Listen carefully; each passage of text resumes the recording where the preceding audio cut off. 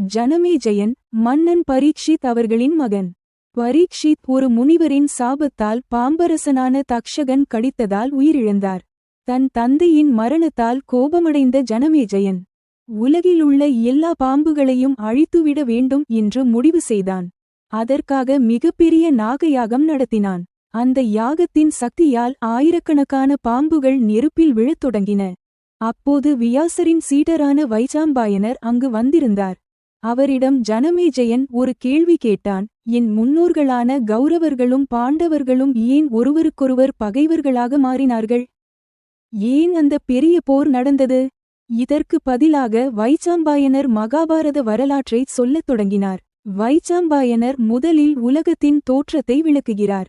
ஆரம்பத்தில் எங்கும் இருள் மட்டுமே இருந்தது. பிறகு ஒரு தெய்வீக முட்டை பிரம்மாண்டம் தோன்றியது. அதிலிருந்து படைப்பு கடவுளான பிரம்மா தோன்றினார். பிரம்மா உலகத்தையும் தேவர்களையும் முனிவர்களையும் மனிதர்களையும் அனைத்து உயிர்களையும் படைத்தார். பின்னர் பல தலைமுறைகளாக அரசர்கள் தோன்றினர். அவர்களில் ஒருவனின் வம்சத்தில்தான் பின்னர் கௌரவர்களும் பாண்டவர்களும் பிறக்கப் போகிறார்கள்.